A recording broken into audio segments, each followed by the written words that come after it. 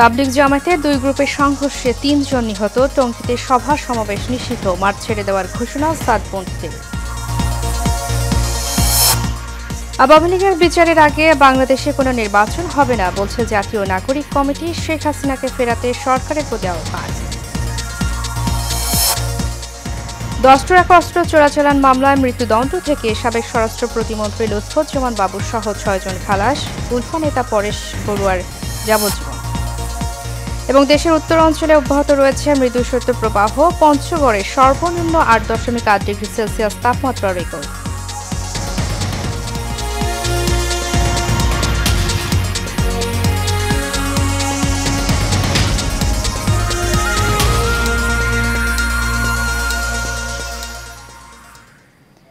স্বাগত সেন নিউজে, সাথে আছি আমি উর্মি আক্তার। এতক্ষণ শুনছিলেন বিআরবি কেবল ইন্ডাস্ট্রিজ লিমিটেড সংবাদ শিরোনাম। এবারে চলে যাব পুরো খবরে। মাঝরাতে গাজীপুরের টঙ্গীর বিশ্ব ইজতেমার মাঠ দখল নিয়ে মাওলানা সাদ ও জুবারপন্থীদের সংঘর্ষের ঘটনায় ৩ জন নিহত হয়েছেন। এই ঘটনায় উভয় পক্ষের শতাধিক মুসল্লি আহত হয়েছেন। এ অবস্থায় আইনশৃঙ্খলা পরিস্থিতি নিয়ন্ত্রণে রাখতে উত্তরা ও তুরাগনদ সংলগ্ন এলাকায় সব ধরনের সভা সমাবেশ নিষিদ্ধ করেছে ঢাকা মহানগর পুলিশ। এছাড়া ইজতেমা মাঠ ছেড়ে দেওয়ার ঘোষণা দিয়েছে সাদপন্থীরা। আরিফ খান আবিরের তথ্য ছবিতে বিস্তারিত জানাচ্ছেন আরফ ইসলাম হিমু। টঙ্গী বিশ্ব ইজতেমা ময়দান দখল নিয়ে তাবলিগ জামায়াতের দুই পক্ষের সংঘর্ষে ৩ মুসল্লির মৃত্যু হয়েছে, আহত হয়েছে শতাধিক। এই ঘটনায় তীব্র উত্তেজনা বিরাজ করছে পুরো ইজতেমার ময়দান জুড়ে। উত্তেজনা ছড়িয়েছে মহাসড়কেও। ঢাকা ময়মনসিংহ মহাসড়ক অবরোধ করে বিক্ষোভ করছে একটি পক্ষ। আচমকা ভোরে হামলার ঘটনায় প্রত্যক্ষদর্শীরা জানায়, কোনো কিছু বুঝে ওঠার আগেই মাওলানা সাদ কান্দলভির অনুসারীরা তাদের সাথীদের ওপর হামলা চালিয়েছে। রাত্রে ৩টার পরে বা ৩টার আগে অতর্কিত তারা মাঠের ভিতরে হামলা করছে, মানে যেটা সাধারণ মানুষ বুঝতে পারে না, সবাই ঘুমের ভিতরে ছিল, ওই সময়ই তারা ওখানে ঢুকছে। ৩ জন সাথীকে হত্যা করা হয়েছে এবং হাজারের উপরে সাথী যারা ছিল, এমন কোনো সাথী নাই যারা আহত হয় নাই, বিভিন্নভাবে আহত। এই সাথীদেরকে বের করে দিয়ে তারা অবস্থান করতেছে। এদিকে জুবায়েরপন্থী অনুসারীরা বলছেন পরিকল্পিতভাবে এই ঘটনা। আপনিও বুঝেন, আমরা ভিতরে ছিলাম, তারা বাইরের থেকে আক্রমণ করে ভিতরে আসছে, তো এই যে কিভাবে তাদের লোক মারা যায়, আমরা সবাই আহত হয়ে বাইরে হয়ে গেছি, ওনারা এখন ভিতরে অবস্থান করছে। এমন ঘটনার সুষ্ঠু তদন্তের মাধ্যমে বিচারের দাবি জানিয়েছেন নিহতদের স্বজনরা।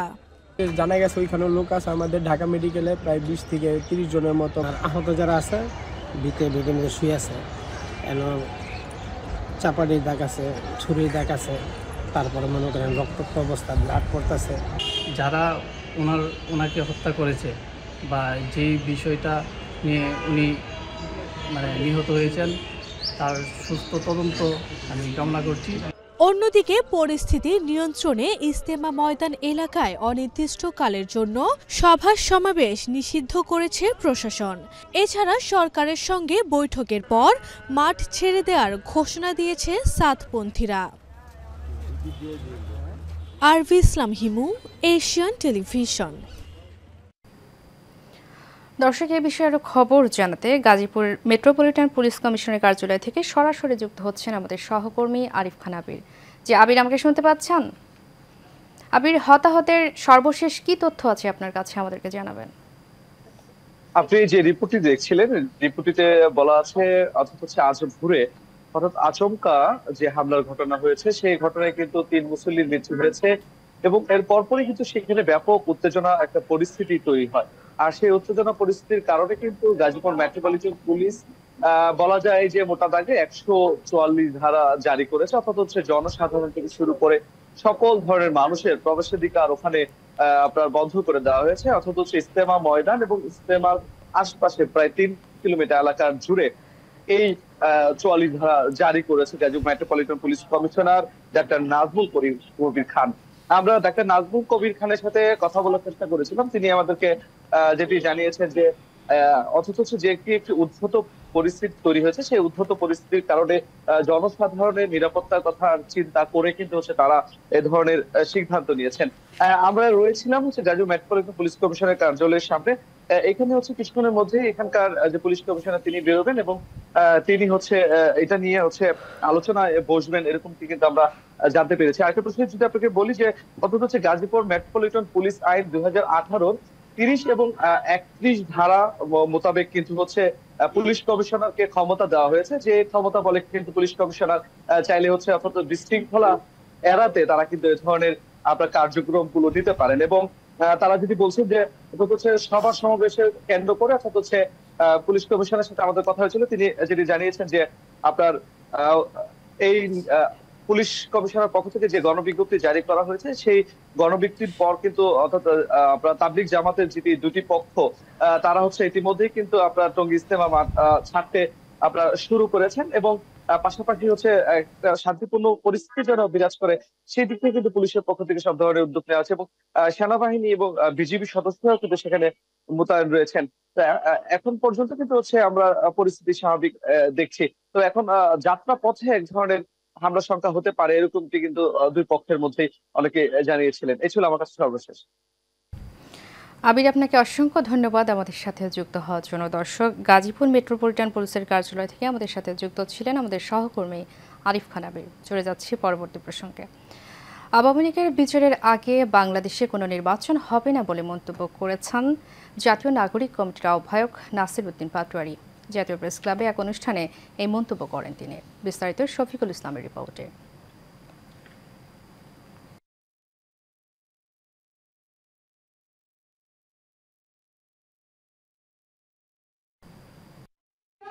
সিটি ও পৌরসভার অপসারিত কাউন্সিলরদের পুনর্বহালের দাবিতে প্রেস ক্লাবের অডিটোরিয়ামে আলোচনা সভার আয়োজন করে কাউন্সিলররা।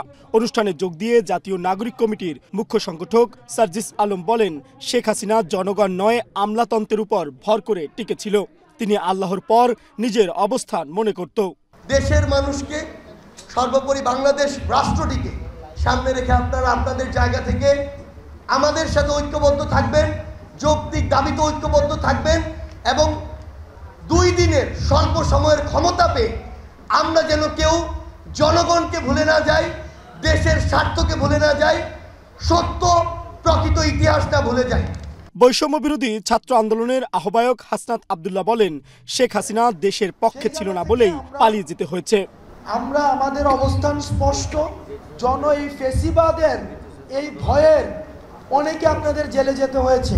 আমি অনেককেই চিনি যারা জেলে থেকে নির্বাচন করে হচ্ছে জিতেছে। তো ওই মানুষগুলোকে আমরা সম্মান জানাতে চাই। দেশের জনগণ ঐক্যবদ্ধ থাকলে আর কখনো ফ্যাসিবাদ ফিরতে পারবে না উল্লেখ করে নাগরিক কমিটির আহ্বায়ক নাসির উদ্দিন পাটোয়ারি বলেন, শেখ হাসিনা ও আওয়ামী লীগের বিচারের আগে বাংলাদেশে নির্বাচন হবে না। আগামীতে আমরা স্পষ্ট বলতে চাই, আপনারা আপনাদের প্রশাসকের চেয়ারে থাকবেন, বাংলাদেশের বিচারবিহীন কোন আমরা ইলেকশনে যাব না। গত 15 বছরে যারা খুন হয়েছিল, গুম হয়েছিল, তাদের বিচার প্রক্রিয়া শেষ করার পরে আমরা ইলেকশনে যাব। অন্তর্বর্তী সরকারের সমালোচনা করে এবি পার্টির যুগ্ম সদস্য সচিব আসাদুজ্জামান ফুয়াদ বলেন, এ সরকার কাজ করছে কিন্তু আওয়ামী লীগের আমলাতন্ত্র আগাতে দিচ্ছে না। অন্তর্বর্তীকালীন সরকার প্রচুর কাজ করতেছে কিন্তু আগাচ্ছে না কেন? আগাচ্ছে না ওই আমলাদের কারণে। এই আওয়ামী আমলাতন্ত্র প্রত্যেকটা সিদ্ধান্তে কিভাবে ম্যানিপুলেট করা যায়, স্লো করে দেওয়া যায়, গতি কমিয়ে দেওয়া যায়, সেই কাজটা করছে।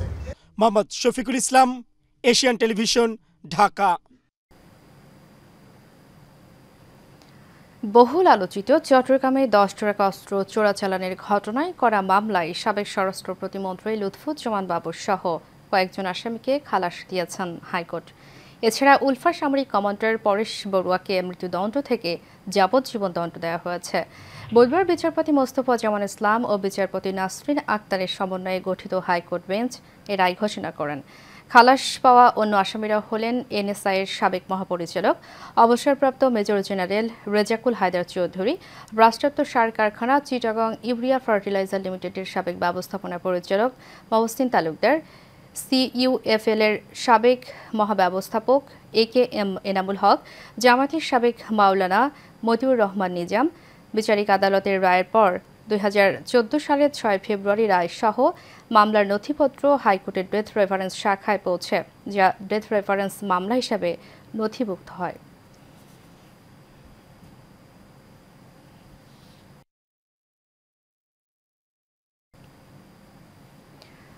প্রতিবেশী রাষ্ট্র ভারত নিজেদের প্রভু মনে করে বলে মন্তব্য করেছেন বিএনপির জ্যেষ্ঠ যুগ্ম মহাসচিব রুহুল কবির রিজভী। ভারতীয় পণ্য বর্জনের ডাকে আয়োজিত এক অনুষ্ঠানে এ কথা বলেন তিনি। এ সময় জাতীয় প্রেস ক্লাবে ভারতীয় আগ্রাসনের বিরুদ্ধে আয়োজিত একটি অনুষ্ঠানে বিএনপির স্থায়ী কমিটির সদস্য অধ্যাপক ডক্টর এজেডএম জাহিদ বলেন, গত 17 বছর ভারতকে শুধু দিয়েই গেছে বাংলাদেশ। কাউসার আমাদের রিপোর্টে থাকছে বিস্তারিত।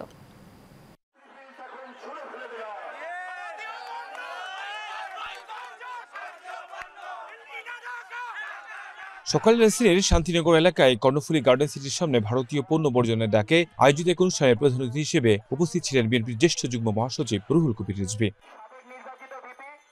এ সময় বিজয় দিবস নিয়ে ভারতের প্রধানমন্ত্রীর করা মন্তব্যের কড়া সমালোচনা করে বিএনপির এই নেতা বলেন, বাংলাদেশের স্বাধীনতা মুক্তিযুদ্ধ ও মুক্তিযোদ্ধাকে অবজ্ঞা করেছেন তিনি। যুদ্ধ করে আমরা যে দেশটিকে রক্ষা পেয়েছি, এই দেশটিকে তারা মনে করে যে এটা চিরদিন আমাদের গোলাম হয়ে থাকবে, অনুগত হয়ে থাকবে। আমি ভারতের দিল্লির নীতি নির্ধারকদেরকে বলি, আপনারা যদি বাংলাদেশের স্বাধীনতা সার্বভৌমত্ব বিশ্বাস করেন, তাহলে আপনার ভারত থেকে বাংলাদেশের বিরুদ্ধে এত অপপ্রচার কেন? এদিকে জাতীয় প্রেস ক্লাবের সামনে ভারতীয় আগ্রাসন রুখে দিতে প্রতিবাদ সমাবেশে প্রধান অতিথির বক্তব্যে বিএনপির স্থায়ী কমিটির সদস্য অধ্যাপক ডক্টর এজেডএম জাহিদ বলেন, ভারতের প্রধানমন্ত্রী টুইটের মাধ্যমে যে মনোভাব প্রকাশ করেছেন সেটি বাংলাদেশের স্বাধীনতা সার্বভৌমত্বকে প্রশ্নবিদ্ধ করেছে, যে ষড়যন্ত্র রেস করছে হয়েছিল। 16 ডিসেম্বরে টুইট করেছে, সেটি সত্যিকার অর্থে বাংলাদেশের অস্তিত্ব, বাংলাদেশের স্বাধীনতা এবং সার্বভৌমত্ব নিয়ে উনি প্রশ্ন তুলেছেন। বিগত বছরগুলোতে ভারতের সাথে বিভিন্ন চুক্তি নিয়ে দেশের জনগণকে ভুল বোঝানো হয়েছে। কাউসার আহমেদ, এশিয়ান টেলিভিশন, ঢাকা। উত্তরের হিমালয় কন্যা পঞ্চগড়ে গত 6 দিন ধরে মৃদু শৈত্যপ্রবাহ চলছে। সকাল 9টায় পঞ্চগড়ে তাপমাত্রা রেকর্ড হয়েছে 8.8 ডিগ্রি সেলসিয়াস। জেলার প্রথম শ্রেণীর তেঁতুলিয়া আবহাওয়া পর্যবেক্ষণ কেন্দ্রের ভারপ্রাপ্ত কর্মকর্তা জিতেন্দ্রনাথ রায় বলেন, আজ সকাল 9টায় তাপমাত্রা আগের তুলনায় কমেছে। আজ বুধবার সকালে তাপমাত্রা রেকর্ড হয়েছে 8.8 ডিগ্রি সেলসিয়াস। এর আগে ভোর 6টায় রেকর্ড হয়েছিল 9.2 ডিগ্রি সেলসিয়াস। গত 13 ডিসেম্বর তাপমাত্রা রেকর্ড হয়েছিল 8.4 ডিগ্রি সেলসিয়াস। বাতাসের আর্দ্রতা 77% এবং বাতাসের গতিবেগ ঘন্টায় 7 থেকে 8 কিলোমিটার। গত 13 ডিসেম্বর থেকে এই জেলার মৃদু শৈত্যপ্রবাহ চলমান রয়েছে, তবে ভোরে কুয়াশা থাকছে না। ভোরে দেখা মিলছে সূর্য। দিনের তাপমাত্রা 27 থেকে 28 ডিগ্রির মধ্যে রেকর্ড হচ্ছে। রাজধানীর 34 নম্বর ওয়ার্ড মোহাম্মদপুর থানা শ্রমিক দলের উদ্যোগে মহান বিজয় দিবস উপলক্ষে আলোচনা সভা হয়েছে। এতে প্রধান অতিথি হিসেবে উপস্থিত ছিলেন লায়ন ফরিদ আহমেদ, সিনিয়র যুগ্ম আহ্বায়ক, শ্রমিক দল, ঢাকা মহানগর উত্তর। মোহাম্মদপুর থানা শ্রমিক দলের আহ্বায়ক মোহাম্মদ আলী কায়সার পিন্টু, 34 নম্বর ওয়ার্ড বিএনপির সভাপতি অ্যাডভোকেট মাসুম খান রাজেশ সহ আরও অনেকে এ সময় উপস্থিত ছিলেন।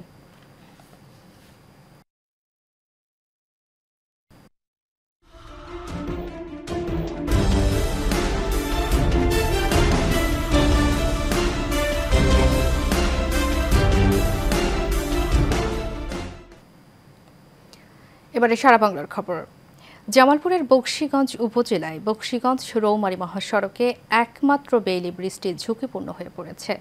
জোড়াতালি দেয়া ওই বেইলি ব্রিজ দিয়ে প্রতিদিন মালবাহী ট্রাক, যাত্রীবাহী বাস সহ কয়েক হাজার যানবাহন চলাচল করছে। এতে প্রায়ই ঘটছে ছোট বড় দুর্ঘটনা।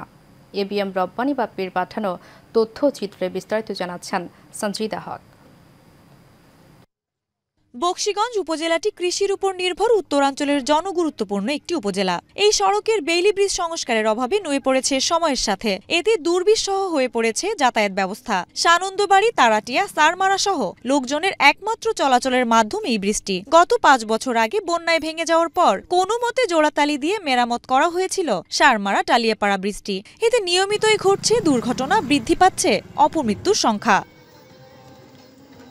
স্থানীয় এলাকাবাসীরা জানায়, ভেঙে যাওয়া পাকা ব্রিজকেই ব্যবহার করা হয়েছে উপর দিয়ে দেয়া বিকল্প স্টিল ব্রিজের খুঁটি হিসেবে। তবে সংশ্লিষ্টদের নজরে আছে কিনা সেটা নিয়েও প্রশ্ন তুলেন এলাকাবাসী।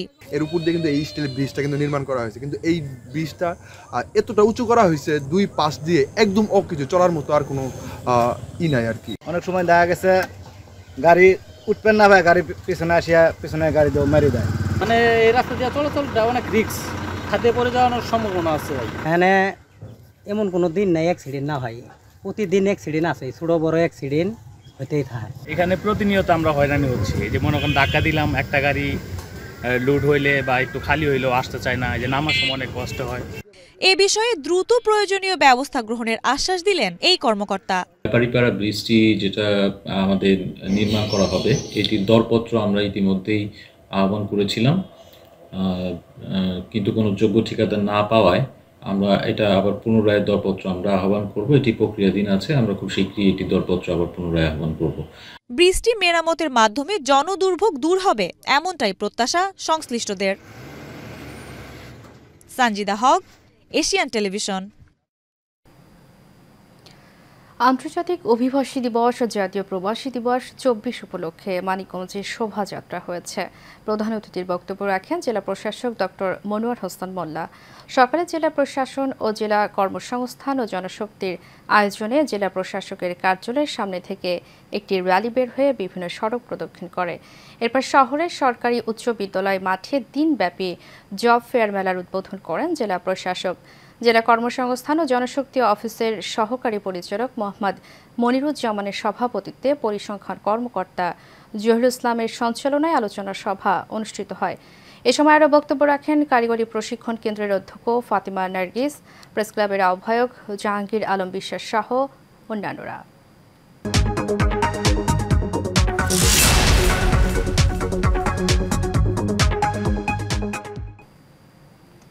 গাইবান্ধার পলাশবাড়িতে বাণিজ্যিকভাবে গোলাপ ফুল চাষ করছেন ফুল চাষিরা। ফুল ভালোবাসে না এমন মানুষ খুবই কম পাওয়া যাবে। আর এই ভালোবাসা থেকেই মানুষ ফুলের বাগান তৈরি করে, কেউ বা শখের বসে বাড়ির বেলকনি বা ছাদে ফুলের গাছ লাগান, আবার অনেকে বাণিজ্যিকভাবে ফুলের চাষ করেন। শুধুমাত্র গোলাপ ফুল চাষ করে লাখ টাকা আয় করছেন উপজেলা সদরের জামালপুর গ্রামের আব্দুল রশিদ মিয়া। বিভিন্ন দিবস অনুষ্ঠানে ফুলের ব্যাপক চাহিদা থাকায় বাগান থেকে খুচরা ও পাইকারি দরে ফুল বিক্রি করছেন তিনি। সরকার থেকে ফুল চাষিদের প্রশিক্ষণ, কৃষি উপকরণ ও সহায়তা প্রদান করা হলে গোলাপ ফুলের আবাদ, বাণিজ্যিক বৃদ্ধি সহ এর বাজার আরও সম্প্রসারিত হবে বলেও জানান এই উদ্যোক্তা। এই বাগানে আমার বিভাগীয় যে স্যাররা আছেন তারা পরিদর্শনে আসছেন। আজকে আমি তো আসি প্রতিনিয়তই ফুল বাগান পরিদর্শনে। প্রতি মাসে খরচ যায় আমার 30,000-এর উপরে, আসে তো মোটামুটিভাবে গড়ে দেখা যায় 70-80,000 টাকা। শেষ করব এশিয়ান নিউজ। তার আগে বিআরবি কেবল ইন্ডাস্ট্রিজ লিমিটেড সংবাদ শিরোনামগুলো জানাবো আরও একবার।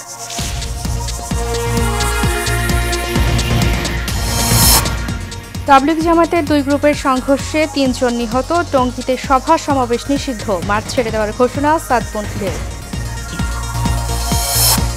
আওয়ামী লীগের বিচারের আগে বাংলাদেশে কোনো নির্বাচন হবে না বলছে জাতীয় নাগরিক কমিটি। শেখ হাসিনাকে ফেরাতে সরকারের প্রতি আহ্বান। 10 ট্রাক অস্ত্র চোরাচালান মামলায় মৃত্যুদণ্ড থেকে সাবেক স্বরাষ্ট্র প্রতিমন্ত্রী লুৎফুজ্জামান বাবুর সহ 6 জন খালাস। উলফা নেতা পরেশ বড়ুয়ার যাবজ্জীবন। এবং দেশের উত্তর অঞ্চলে অব্যাহত রয়েছে মৃদু শৈত্যপ্রবাহ। পঞ্চগড়ে সর্বনিম্ন 8.8 ডিগ্রি সেলসিয়াস তাপমাত্রা রেকর্ড।